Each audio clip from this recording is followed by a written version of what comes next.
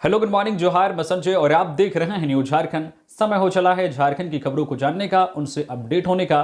तो चलिए जानते हैं आज की झारखंड की 25 मुख्य बड़ी खबरों को। उससे पहले अगर आप न्यूज झारखंड चैनल पर नए हैं, प्लीज चैनल को सब्सक्राइब करके बेल आइकन प्रेस कर दीजिए, जिससे आपको हर एक खबर का अपडेट आप तक पहुंचता रहे। तो चलिए शुरुआत करते हैं आज की पहली और महत्वपूर्ण बड़ी खबर से। कोडरमा स्टेशन पर दिल्ली जैसी भारी भीड़, जान जोखिम में डालकर ट्रेनों में चढ़ रहे हैं लोग।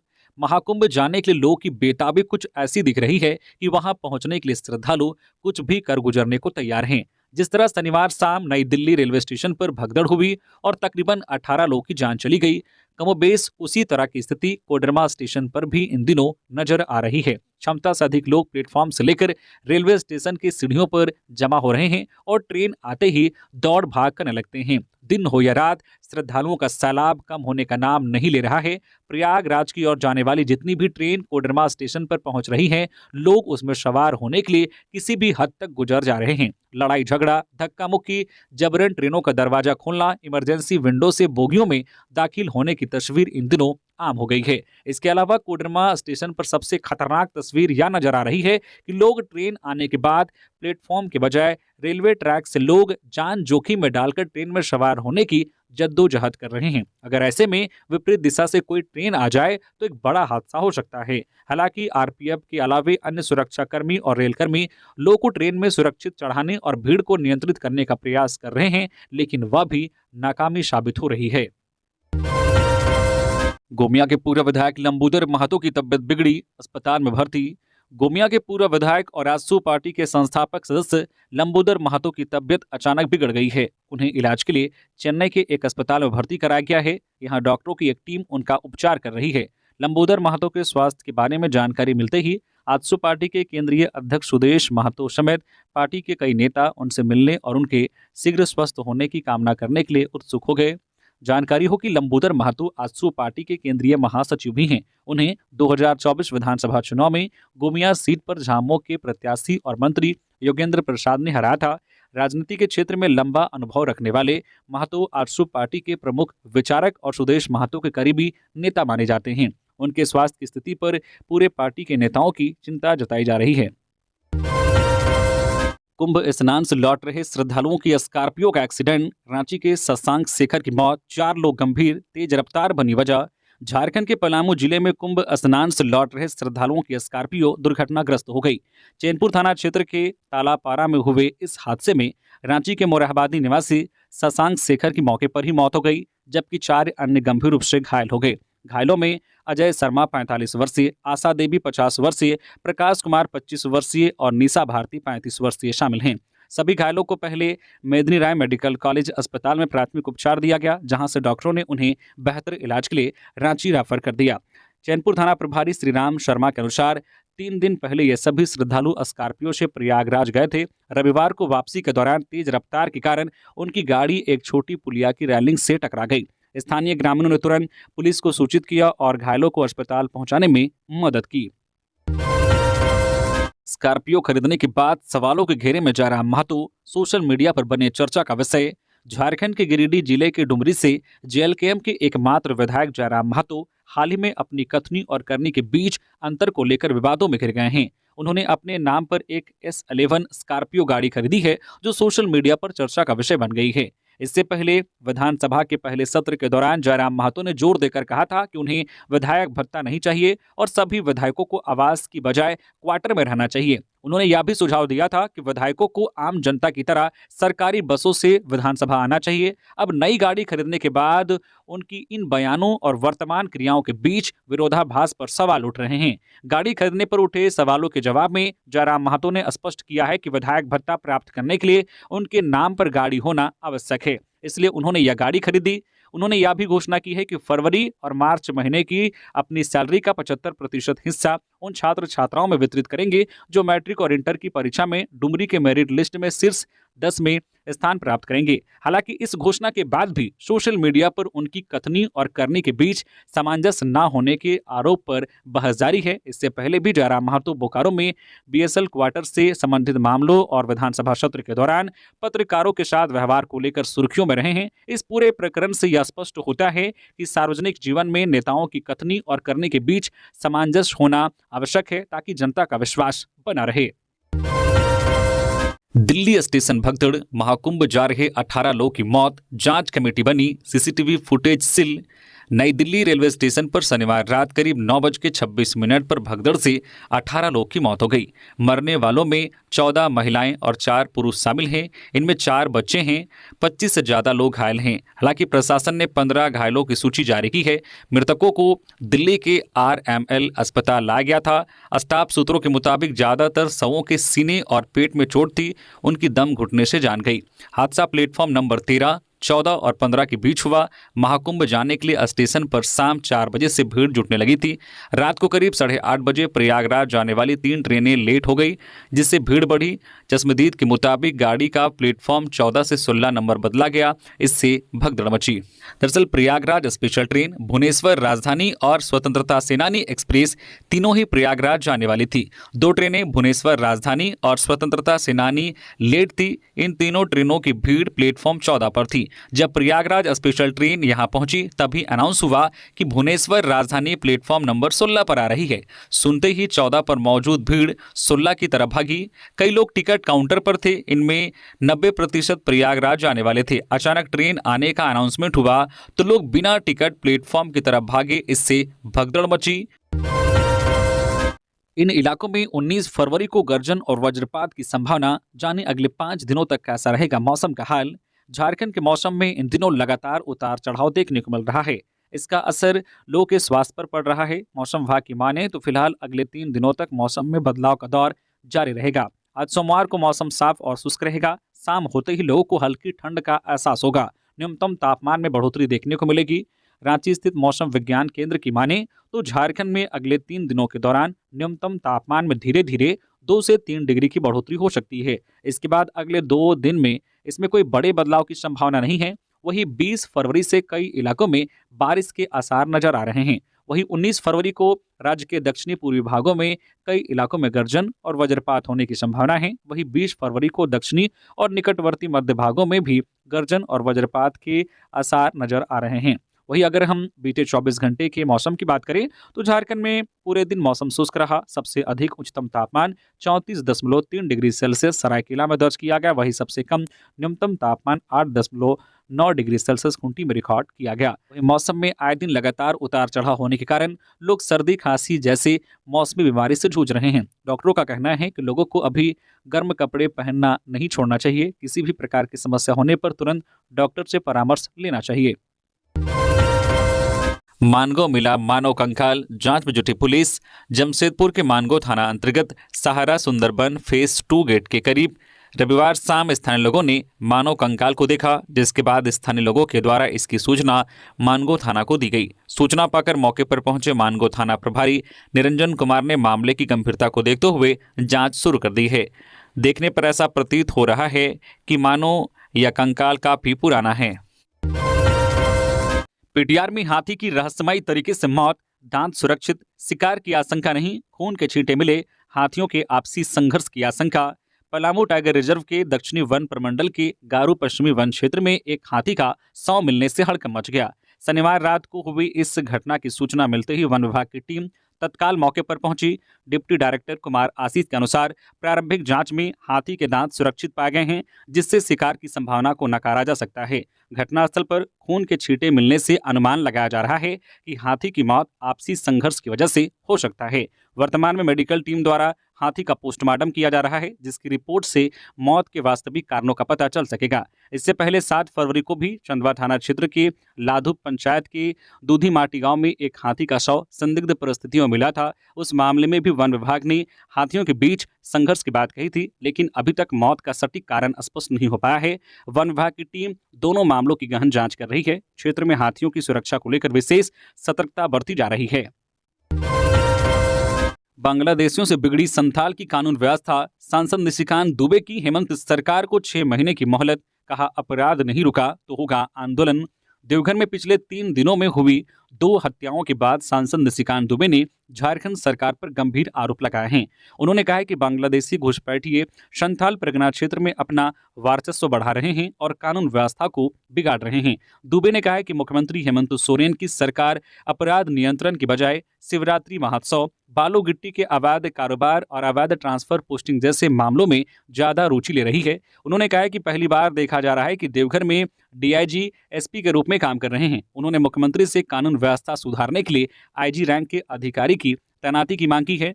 सांसद ने चेतावनी देते हुए कहा है कि लोकसभा चुनाव जीतने के बाद उन्होंने हेमंत सरकार को 6 महीने का समय दिया है। अगर इस अवधि में अपराध और कानून व्यवस्था पर नियंत्रण नहीं लगा तो वे सरकार के खिलाफ आंदोलन करेंगे। उन्होंने कहा कि बांग्लादेशी घुसपैठियों का मकसद पूरे संथाल परगना क्षेत्र को अपने नियंत्रण में लेना है, जिससे आम जनता प्रभावित हो रही है। अमन श्रीवास्तव गैंग का सदस्य गिरफ्तार, पतरातू में काम कर रही MGCPL कंपनी में की थी फायरिंग। रामगढ़ जिले के पतरातू में पुलिस ने एक बड़ी सफलता हासिल की है। पुलिस ने लंबे समय से फरार चल रहे अमन श्रीवास्तव गिरोह के सदस्य अशरफ अंसारी को गिरफ्तार कर लिया है। पतरातू SDPO पवन कुमार ने बताया है कि आरोपी MGCPL ओवरब्रिज निर्माण कंपनी से रंगदारी वसूलने का प्रयास कर रहा था। घटना के संबंध में SDPO ने बताया है कि अमन श्रीवास्तव गिरोह के सदस्यों ने निर्माण स्थल पर फायरिंग की थी और कंपनी के मैनेजर को लगातार धमकी भरे फोन कर रंगदारी की मांग कर रहे थे। इस मामले में पहले ही कुछ आरोपियों को जेल भेजा जा चुका है, लेकिन रोचाप निवासी अशरफ अंसारी फरार हो गया था। पुलिस की लगातार छापेमारी के बाद रविवार को आरोपी को गिरफ्तार कर न्यायिक हिरासत में भेज दिया गया है। इस अवसर पर SDPO पवन कुमार ने बताया है कि पुलिस जिले में अपराधी गिरोहों के खिलाफ कड़ी कार्रवाई कर रही है। वंदे भारत के आने से पहले हावड़ा नई दिल्ली रेलखंड के इस स्टेशन पर गिरा ओवरहेड तार, 3 घंटे बाधित रही सेवा। हावड़ा नई दिल्ली रेलखंड पर ओवरहेड तार टूटकर गिर गया। इसकी वजह से करीब 3 घंटे तक रेल सेवा बाधित रही। वंदे भारत एक्सप्रेस और कई सुपरफास्ट ट्रेनों का परिचालन इस दौरान बाधित रहा। घटना रविवार को आसनसोल रेल मंडल के काशीटाड़ होल्ड पर हुई। रविवार को सुबह 10:45 के आसपास डाउन लाइन से आसनसोल गोंडा एक्सप्रेस गुजरी। इसके बाद तार में जोर से स्पार्क हुआ और तार टूटकर गिर गया। डाउन लाइन पर चलने वाली ट्रेनों को तत्काल रोक दिया गया। घटना की सूचना मिलते ही रेल मंडल में अधिकारियों और रेलवे कंट्रोल रूम के कर्मचारी हरकत में आ गए। आनन फानन में रेलवे के कर्मियों ने मेंटेनेंस का कार्य शुरू किया। इस दौरान वंदे भारत एक्सप्रेस ट्रेन को विद्यासागर स्टेशन पर रोक दिया गया। टाटा दानापुर एक्सप्रेस को मधुपुर स्टेशन पर रोका गया। करीब 3 घंटे बाद मेंटेनेंस का कार्य पूरा हुआ, तब जाकर ट्रेनों का आवागमन शुरू हो पाया। Vande Bharat express train Vidyasagar station पर दिन में 12:04 पर पहुंची थी। उसे 1:40 पर स्टेशन से रवाना किया गया। Tata Danapur express train Madhupur station पर और एक मालगाड़ी को विद्यासागर स्टेशन के समीप रोका गया था। वित्त मंत्री ने किया राजहरा नॉर्थ कोयला खदान का उद्घाटन, आर्थिक प्रगति की दिशा में है महत्वपूर्ण कदम। झारखंड के वित्त मंत्री राधा कृष्ण किशोर ने पलामू जिले के पंडवा गांव में स्थित राजहरा नॉर्थ कोयला खदान का उद्घाटन किया। यह खदान 2021 में नीलामी के बाद फेयरमाइन कार्बन्स प्राइवेट लिमिटेड द्वारा विकसित की गई है और अब यह समय से पहले अपने संचालन की शुरुआत कर रही है। इस परियोजना से राज्य सरकार को 2128.56 करोड़ रुपए की कुल राजस्व प्राप्ति होगी, जिसमें हर साल 102.276 करोड़ रुपए का राजस्व शामिल हैं, जो राज्य की आर्थिक स्थिति को मजबूती प्रदान करेगा। इस खदान से 550 से अधिक लोगों को प्रत्यक्ष और अप्रत्यक्ष रूप से रोजगार मिलेगा। साथ ही कंपनी ने क्षेत्र में सड़क निर्माण, स्वच्छ पेयजल, स्वास्थ्य सेवाएं और शिक्षा सुविधाओं का विस्तार करने का संकल्प लिया है। इससे पलामू और आसपास के इलाकों में औद्योगिक गतिविधियों में वृद्धि होगी, जो आर्थिक विकास को प्रोत्साहित करेगा। सीएम हेमंत सोरेन ने नई दिल्ली रेलवे स्टेशन पर मची भगदड़ में 18 लोगों की मौत पर जताया शोक, मरांग बुरुशे की प्रार्थना। सीएम हेमंत सोरेन ने नई दिल्ली रेलवे स्टेशन पर अव्यवस्था और भगदड़ के कारण हुई 18 लोगों की मृत्यु पर शोक जताया है। सोशल मीडिया पर एक पोस्ट जारी कर सोरेन ने कहा, नई दिल्ली रेलवे स्टेशन पर अव्यवस्था और भगदड़ के कारण हुई कई लोगों की मृत्यु की हृदय विदारक खबर सुनकर मन अत्यंत आहत है। मरांगबुरु दिवंगत लोगों की आत्मा को शांति प्रदान कर शोकाकुल परिवारजनों को दुख की या विकट घड़ी सहन करने की शक्ति दे। भगदड़ में घायल हुए लोगों के शीघ्र स्वास्थ्य लाभ की कामना करता हूँ। सिमडेगा रांची मुख्य पथ पर ट्रेलर में लगी भीषण आग, धू धू कर जला। सिमडेगा रांची मुख्य पथ पर स्थित सिमडेगा थाना क्षेत्र अंतर्गत घाटी में एक मालवाहक ट्रेलर में अचानक आग लग गई। सूचना मिलते ही सिमडेगा इंस्पेक्टर सह थाना प्रभारी विनोद पासवान और कोलेबिरा थाना की पुलिस मौके पर पहुंची। इसके बाद तुरंत अग्निशमन वाहन को बुलाकर आग पर काबू पाया गया। घटना में किसी के हताहत होने की सूचना नहीं है। घटना के दौरान सड़क के दोनों ओर एहतियात के तौर पर वाहनों को रोक दिया गया था। आग बुझाने के बाद यातायात चालू किया गया। बताया जा रहा है कि ट्रेलर जमशेदपुर से महाराष्ट्र के औरंगाबाद सीट लेकर जा रहा था। इसी दौरान ट्रेलर के केबिन में अचानक आग लग गई और पूरा ट्रेलर धू धू कर जलने लगा। घटना की सूचना मिलते ही थाना प्रभारी विनोद पासवान दलबल के साथ घटनास्थल पर पहुंचे। उन्होंने तुरंत दमकल को फोन करते हुए सड़क के दोनों तरफ वाहनों को रोक दिया ताकि किसी तरह की अप्रिय घटना न हो सके। घटना के करीब 1 घंटे बाद पहुंची दमकल की गाड़ी ने आग को बुझाया। इसके बाद एनएच पर आवागमन सुचारू हुआ। घटना में ड्राइवर गुड्डू सिंह सुरक्षित है। हजारीबाग में ट्यूशन टीचर पर यौन शोषण का आरोप, नाबालिग छात्राओं के साथ करता था गंदा काम। हजारीबाग जिले के बिशुनगढ़ में एक ट्यूशन टीचर पर 3 नाबालिग छात्राओं के साथ यौन शोषण करने का आरोप लगा है। शिकायत मिलने के बाद पुलिस ने मामले में त्वरित कार्रवाई करते हुए आरोपी शिक्षक को गिरफ्तार कर न्यायिक हिरासत में जेल भेज दिया है। आरोपी शिक्षक एक स्कूल में शिक्षक है और घर में भी बच्चों को ट्यूशन पढ़ाता था। शिक्षक पर आरोप है कि उसने उसके घर में ट्यूशन पढ़ने के लिए आने वाली 3 नाबालिग बच्चियों के साथ यौन शोषण किया है। पीड़ित बच्चियों की उम्र 7, 9 और 10 साल है। तीनों बच्चियां शिक्षक के घर में ट्यूशन पढ़ने जाती थी। इस दौरान आरोपी शिक्षक इन तीनों बच्चियों का यौन शोषण करता था। शिक्षक की इस करतूत से परेशान होकर बच्चियों ने घटना की सूचना अपने अभिभावकों को दी। इसके बाद पहले मामले को गांव के स्तर पर सुलझाने का प्रयास किया गया, लेकिन मामला नहीं सुलझा। इसके बाद पीड़ित बच्चों के अभिभावकों ने आरोपी शिक्षक के खिलाफ थाना में आवेदन देकर कार्रवाई की मांग की। पुलिस ने शिकायत मिलने के बाद तत्काल कार्रवाई करते हुए आरोपी शिक्षक को गिरफ्तार कर लिया है। महाकुंभ जा रहे गांडे के श्रद्धालु हुए सड़क हादसे का शिकार, विधायक कल्पना ने भेजी तत्काल राहत। प्रयागराज में चल रहे महाकुंभ के दौरान गिरिडीह जिले के गांडे से कुछ लोग दुर्घटना का शिकार हो गए। ये लोग महाकुंभ में स्नान के लिए जा रहे थे, तभी रास्ते में उनकी गाड़ी दुर्घटनाग्रस्त हो गई। इस दुर्घटना की जानकारी जैसे ही गांडे की विधायक कल्पना मुर्मू सोरेन को मिली, उन्होंने तुरंत राहत कार्य के लिए कदम उठाए।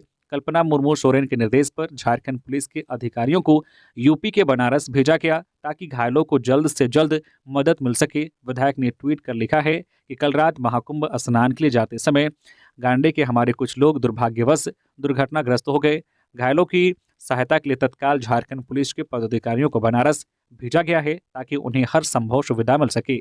हम सभी घायलों के शीघ्र स्वस्थ होने की प्रार्थना करते हैं और BHU हॉस्पिटल में भर्ती लोगों को हर जरूरी सहायता उपलब्ध कराने के लिए लगातार निगरानी कर रहे हैं। बिहार की तर्ज पर झारखंड के सरकारी डॉक्टरों को मिलेगा डायनेमिक ACP का लाभ, सिविल सर्जनों को DC लेवल की मिलेंगी सुविधाएं। झारखंड में सरकारी डॉक्टरों के संगठन Jharkhand state health services association JHASA की नई निर्वाचित कमेटी ने रविवार को पदभार ग्रहण कर लिया। रांची के IMA भवन सभागार में वर्ष 2025-27 सत्र के लिए इस नई कमेटी के शपथ ग्रहण समारोह में राज्य के स्वास्थ्य मंत्री डॉक्टर इरफान अंसारी भी शामिल हुए। शपथ ग्रहण सह पदभार ग्रहण समारोह में स्वास्थ्य मंत्री डॉक्टर इरफान अंसारी ने चिकित्सकों के हित में कई घोषणाएं की। उन्होंने कहा कि झारखंड की चिकित्सा सेवा संवर्ग के डॉक्टरों को भी बिहार के तर्ज पर डायनेमिक ACP का लाभ दिया जाएगा। इरफान अंसारी ने कहा कि उनकी सरकार राज्य में चिकित्सा के क्षेत्र और खासकर डॉक्टरों के लिए ऐसी पॉलिसी बनाने जा रही है जिससे दूसरे राज्यों के डॉक्टर्स भी राज्य में सेवा देने के लिए आकर्षित होंगे। 13 से 15 अप्रैल तक JMM का महाधिवेशन, साल के अंत तक दिल्ली में होगा पार्टी कार्यालय। अब बंगाल, असम, छत्तीसगढ़ तक विस्तार। झाम्बो अब क्षेत्रीय दल की छवि से बाहर निकलकर राष्ट्रीय पार्टी बनने की रणनीति बनाने में जुटा है। पार्टी अब अपना विस्तार झारखंड के बाहर दिल्ली, बंगाल, असम, छत्तीसगढ़ में भी करेगी। इसे लेकर तैयारियां भी चल रही है। हालांकि पार्टी की ओर से आधिकारिक रूप से कुछ साफ नहीं किया गया है, पर पार्टी सूत्र बता रहे हैं कि अब दूसरे राज्यों में पार्टी कार्यालय खोले जाएंगे और विस्तार किया जाएगा। इसे लेकर अलग अलग कदम उठाने की तैयारी हो रही है। कुछ माह बाद बिहार में होने वाले विधानसभा चुनाव को पूरी मजबूती के साथ लड़ने की रूपरेखा पार्टी कर रही है। झामुमो ने झारखंड विधानसभा चुनाव के दौरान राजद और कांग्रेस को यह संकेत दिया था। झामुमो का 13वां महाधिवेशन 13 से 15 अप्रैल तक रांची के प्रभात तारा मैदान में होगा। इसमें पश्चिम बंगाल, बिहार, उड़ीसा और असम की इकाइयों सहित 5500 से अधिक पार्टी प्रतिनिधि के भाग लेने की संभावना है। झारखंड के अलावा झामुमो का संगठनात्मक आधार उस क्षेत्र में है जिसकी चर्चा कभी वृहद झारखंड क्षेत्र के रूप में होती थी। पत्नी की हत्या के लिए दी 10,000 की सुपारी, शक के चलते पति ने 2 दोस्तों से करवाई पत्नी की हत्या, आरोपी फरार। झारखंड के गोड्डा जिले में एक पति ने अपनी पत्नी की हत्या करवाने के लिए 2 दोस्तों को 10,000 रुपए की सुपारी दी। पुलिस ने इस मामले में 2 आरोपियों को गिरफ्तार किया है, जबकि मुख्य आरोपी पति फरार है। घटना 13 फरवरी की है, जब गोड्डा के बसंतराय थाना क्षेत्र के सुस्ती गांव के बहियार में एक अज्ञात महिला का शव मिला। अगले दिन शव की पहचान प्रियंका देवी के रूप में हुई और परिजनों ने हत्या का आरोप लगाया। एसपी अनिमेश नैथानी के निर्देश पर विशेष टीम का गठन किया। जांच में पुलिस ने 23 वर्षीय टुनटुन तांती और 35 वर्षीय भूदेव दास को हिरासत में लिया। पूछताछ में दोनों ने स्वीकार किया है कि उन्होंने मृतका के पति वरुण मंडल के कहने पर हत्या की। पुलिस ने आरोपियों से घटना में प्रयुक्त मोबाइल, 10,000 रुपए और एक मिट्टी का चिलम बरामद किया। एसडीपीओ अशोक रविदास ने बताया कि वरुण मंडल को अपनी पत्नी पर अन्य पुरुषों के साथ अवैध संबंध होने का शक था। इसी कारण उसने अपने 2 दोस्तों को पत्नी की हत्या के लिए तैयार किया और 10,000 रुपए की सुपारी दी। पुलिस अन्य संलिप्त आरोपियों की तलाश में छापेमारी कर रही है। कोडरमा घाटी में बस में ट्रक ने मारी टक्कर, धनबाद से बिहार शरीफ जा रही थी बस, टक्कर की वजह से बस पलटी, 2 घायल। झारखंड के कोडरमा में रविवार को सड़क हादसा हुआ। कोडरमा घाटी के 9वां माइल के पास सड़क किनारे खड़ी धनबाद से बिहार शरीफ जा रही यात्री बस को एक ट्रक ने पीछे से जोरदार टक्कर मार दी। टक्कर इतनी जबरदस्त थी कि बस मौके पर ही पलट गई। हादसे में बस पर सवार बिहार के वैशाली शिवनगर के 2 यात्री घायल हो गए। घायलों की पहचान रेशमा देवी पति उमेश राज और राजा कुमार पिता पंकज राय के रूप में हुई है। दोनों घायलों को तत्काल सदर अस्पताल कोडरमा में भर्ती कराया गया, जहां उनका इलाज जारी है। वही दुर्घटना में बस के ऊपर रखा सारा सामान पूरी तरह से क्षतिग्रस्त हो गया, साथ ही बस को भी काफी नुकसान पहुंचा है। स्थानीय पुलिस मामले की जांच कर रही है। हादसे के कारणों की जानकारी जुटाई जा रही है। झारखंड में शेष निर्माण की चोरी नहीं कर सकेंगे बिल्डर और ठेकेदार, हेमंत सरकार ने बना लिया ये एक्शन प्लान। राज्य में निजी और सरकारी निर्माण कार्य करने वाले बिल्डर और ठेकेदार शेष की राशि की अब चोरी नहीं कर सकेंगे। उन्हें हर हाल में निर्माण कार्यों की कुल लागत का 1% शेष झारखंड भवन एवं अन्य सनिर्माण कामगार कल्याण बोर्ड को देना होगा, ताकि उस राशि से निबंधित मजदूरों के कल्याण योजनाएं संचालित की जा सके। शेष की वसूली में विभिन्न विभाग भी लापरवाही नहीं बरत पाएंगे। अभी तक शेष की वसूली मैनुअल होती थी, जिसमें कई बार ठेकेदार और बिल्डर पूरी राशि जमा नहीं करते थे। अब राज्य सरकार शेष वसूली से लेकर मजदूरों के लिए संचालित होने वाली सभी योजनाओं को ऑनलाइन करने के लिए श्रम, नियोजन एवं प्रशिक्षण विभाग शेष मैनेजमेंट सिस्टम लागू करने जा रही है। शेष एंड मैनेजमेंट सिस्टम के माध्यम से निर्माण कार्यों से लेकर शेष की वसूली को ऑनलाइन किया जाएगा, ताकि उनकी निगरानी विभिन्न स्तरों पर की जा सके। गढ़वा में बालू की किल्लत हुई दूर, खनन विभाग ने किया बालू घाट का ऑक्शन। 3 वर्षों से बालू की किल्लत से जूझ रहे गढ़वा के लोगों के लिए राहत की खबर है। मंझियामा प्रखंड के बकोइया गांव के पास बालू घाट का खनन विभाग ने ऑक्शन किया है। इसके साथ ही इस बालू घाट को खोल दिया गया है।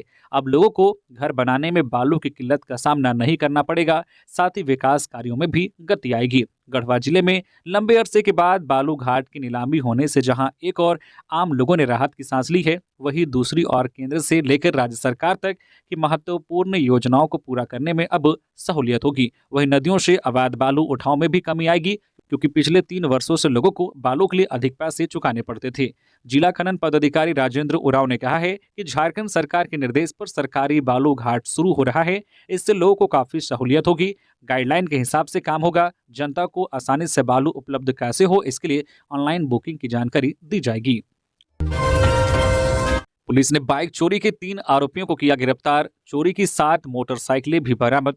झारखंड के सरायकेला खरसावां जिले के चांडिल थाना क्षेत्र में पुलिस ने चोरी की 7 मोटरसाइकिल और स्कूटी के साथ 3 आरोपियों को पकड़ा है।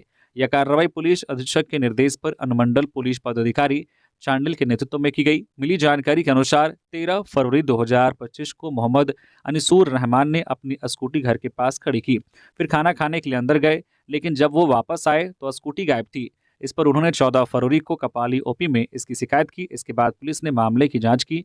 इसके लिए एक छापामारी दल का गठन किया। इस टीम ने छापेमारी कर आरोपियों फैयाज आलम उर्फ जो है गलकट्टा, मोहम्मद महफूज और मोहम्मद इसरार हुसैन को गिरफ्तार किया। इन आरोपियों ने चोरी की स्कूटी और अन्य मोटरसाइकिलें रफीक आलम को दी थी, जो इन वाहनों को बंगाल में बेचता था। पुलिस ने गिरफ्तार आरोपियों के पास से 7 चोरी की मोटरसाइकिलें और स्कूटी भी बरामद की है। जमशेदपुर में पर्यटन मंत्री ने फ्लाई ऑफ कर किया स्काई डाइविंग फेस्टिवल 2025 का शुभारंभ। जमशेदपुर में झारखंड पर्यटन के तत्वाधान में स्काई डाइविंग फेस्टिवल 2025 का शुभारंभ हुआ। कला संस्कृति, पर्यटन, खेलकूद एवं युवा मामले विभाग के मंत्री सुदेव कुमार ने फ्लैग ऑफ कर जो है डाइविंग फेस्टिवल का शुभारंभ किया। सोनारी एयरपोर्ट जमशेदपुर में इस अवसर पर मंत्री ने कहा है कि झारखंड सरकार, पर्यटन विभाग साहसिक खेल तथा पर्यटन के नए क्षेत्र में काम करने के लिए कृत संकल्पित है। उन्होंने कहा है कि झारखंड राज्य न केवल खनिज संपदा में समृद्ध है, बल्कि यहाँ की प्राकृतिक सुंदरता, जैविक विविधता, विविध धार्मिक, सांस्कृतिक, ऐतिहासिक विरासत तथा साहसिक खेलों एवं पर्यटन की अपार संभावनाएं हैं। राज्य सरकार डीजीसीए के गाइडलाइन एवं सुरक्षा मानकों के अनुरूप जमशेदपुर में स्काई डाइविंग का आयोजन कर रही है। नई संभावनाओं के साथ नए स्पोर्ट की पहचान कर राज्य में धार्मिक पर्यटन, प्राकृतिक पर्यटन एवं जो है साहसिक खेलों को बढ़ावा देने के लिए काम कर रही है। पर्यटन सचिव मनोज कुमार ने कहा है कि जमशेदपुर में 16 से 23 फरवरी 2025 7 दिन तक स्काई डाइविंग सोनारी एयरपोर्ट में हो रहा है। मनोज ने बताया कि ऑनलाइन बुकिंग के माध्यम से प्रतिभागी स्काई डाइविंग फेस्टिवल में शामिल हो सकते हैं। रांची में बेलगाम चोर फ्लैट का ताला तोड़कर उड़ाए गहने और 5 लाख से अधिक कैश। राजधानी रांची में बढ़ती चोरी की घटनाएं प्रशासनिक व्यवस्था पर सवाल खड़ा कर रही है। अब पुलिस चोरों के आगे बेबस होती नजर आ रही है। पिछले एक सप्ताह में 1 दर्जन से ज्यादा घरों में चोरी हो चुकी है, लेकिन फिर भी पुलिस अपराधियों तक नहीं पहुंच पाई है। अब ताजा मामला बरियातू थाना क्षेत्र के प्रहलाद इनक्लेव अपार्टमेंट का है, जहां चोरों ने दिन दहाड़े एक बड़ी चोरी को अंजाम दिया है। बता दें कि प्रहलाद इनक्लेव में रहने वाले 2 परिवार कुंभ स्नान के लिए प्रयागराज गए हुए थे। इसी मौके का फायदा उठाते हुए चोरों ने दोनों फ्लैटों का दरवाजा तोड़कर लाखों के गहने और 5 लाख से ज्यादा नगद पर हाथ साफ कर दिया।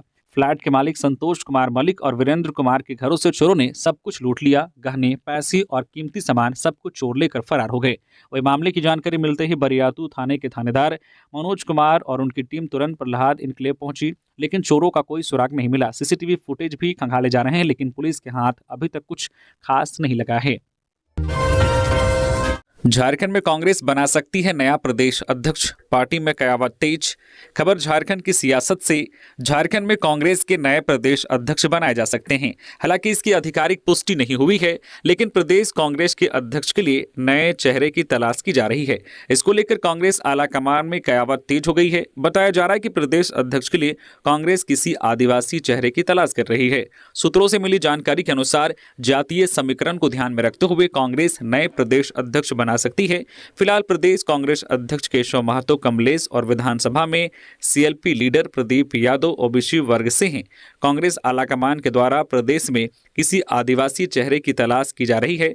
बताया जा रहा है कि दिल्ली में कुछ आदिवासी कांग्रेसी नेता लगातार आलाकमान के टच में हैं। जेपीएससी अध्यक्ष नहीं होने से 1700 से अधिक नियुक्ति प्रक्रिया है लंबित।